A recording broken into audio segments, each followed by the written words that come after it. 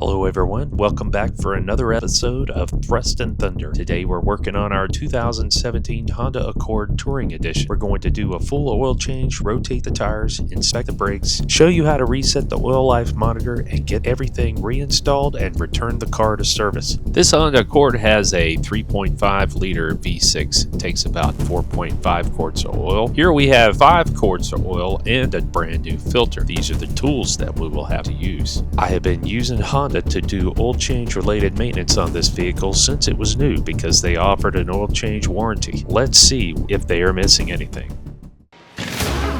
Now the first thing we're going to do is take off the right front tire. Underneath the right front tire is where the oil filter is, and that's what we're getting access to right now. Now here's the crazy part. When I got to the oil filter, I used my hand to loosen the oil filter without a wrench. So Honda, on its last oil change, failed to tighten the oil filter properly. Now, utilizing the same access point from the right front fender wheel well, this is where the oil drain plug is located.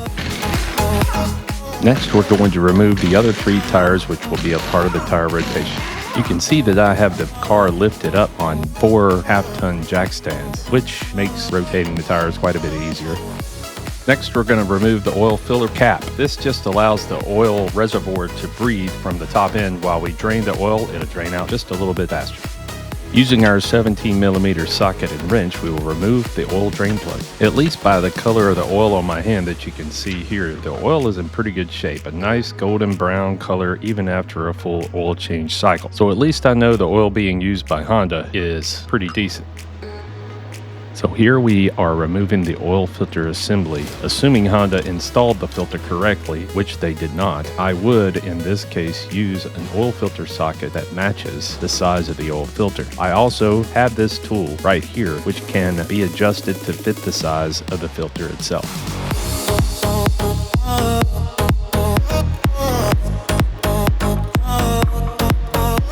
Once removed, it's time to clean up the area just a little bit. There's some funnels you can install. I just go ahead and use a rag to clean the area once the filter is out. It's going to make a mess no matter what you do.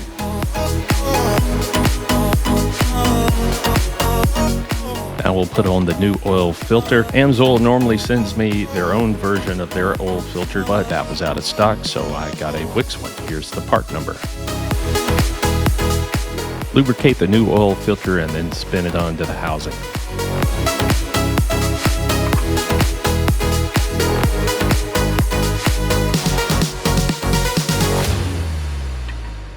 We'll use our oil filter tool here to tighten the new oil filter about a quarter turn after it's hand tight.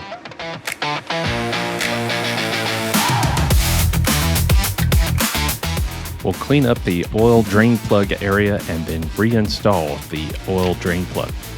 It's time to reseat the dipstick in preparation for refilling our oil with 0W20.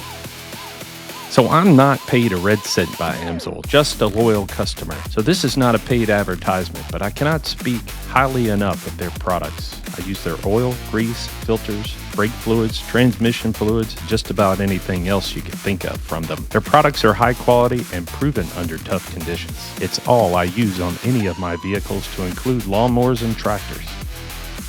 So I'm refilling the oil in the Honda. It takes 4.5 quarts to include when you change the oil filter. So I'm being precise on that last quart just to make sure that I've got the proper amount in the car. One last check of the dipstick just to make sure the proper amount is inside the engine.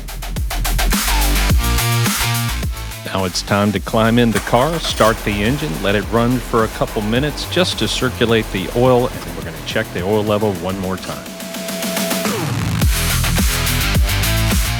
Now we're going to reset our oil life using the buttons here on the bottom right side of our Honda Accord steering wheel. Pretty simple, just navigate through the menu until you come to Maintenance Reset. Click on the Reset button and voila, your engine oil life is back to 100%.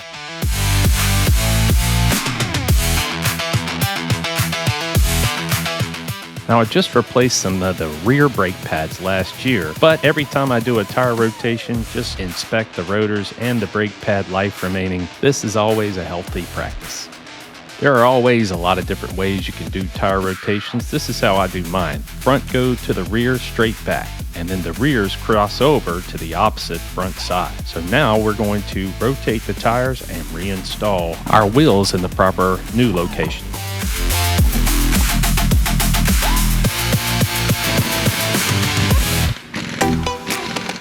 Now, you can't properly torque your wheel lugs with the vehicle off the ground, so we're going to relower the vehicle on the ground and then re-torque 75 to 85 foot-pounds.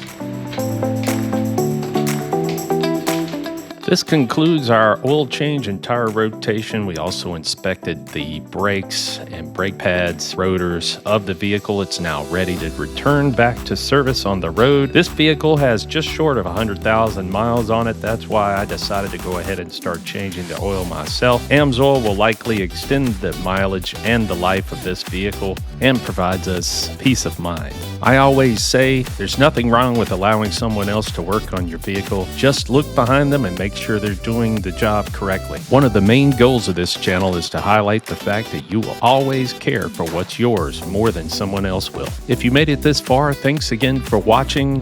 We hope that you like and subscribe. Please leave a comment down below. You can email us at thrustandthunder1@gmail.com. And as always, we'll see you on the next one.